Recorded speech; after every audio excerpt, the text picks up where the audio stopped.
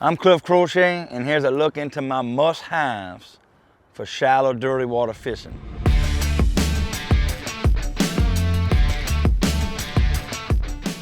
First thing I'm starting with is my spinnerbait. Crusher Lures, Cliff Crochet, petite spinnerbait, and here's what I'm looking for. I'm looking for a round blade, something I can reel really slow and get a lot of vibration, feel that thump in that dirty water. That water's dirty.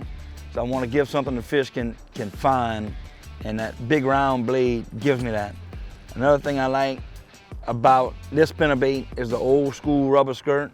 It's a confidence thing, but I think it gives that spinnerbait a different look. It has a little more action, a little more bulk in that dirty water.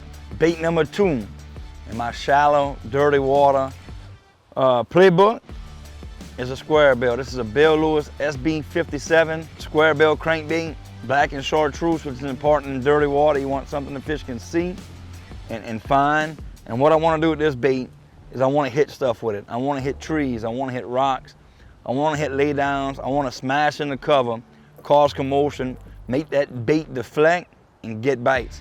Another thing I really like to do when I'm cranking in shallow, dirty water is stop and go retrieve. So I'm going to reel that crankbait to that piece of cover, hit the cover.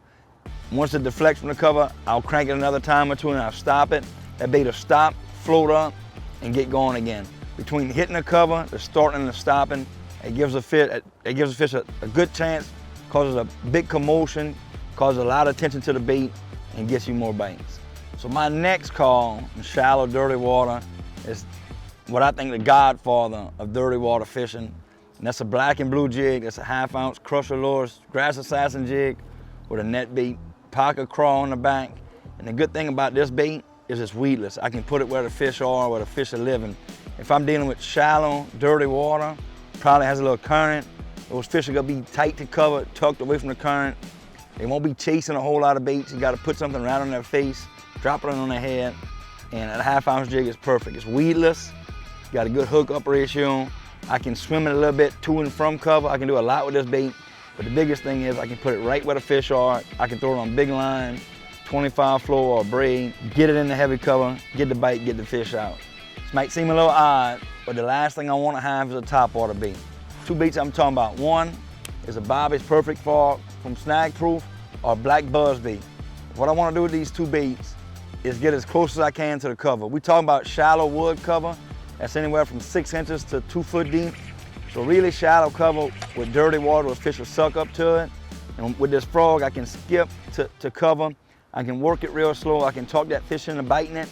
And some of the best frog bites you'll see are gonna be in shallow, dirty water.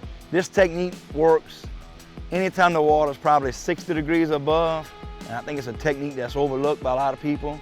So it seems weird. You may be the butt of a few jokes if you're talking about fishing topwater in shallow, dirty water, but trust me, it works. Check it out and put some fish in the bowl. All right, first frog bite of the day.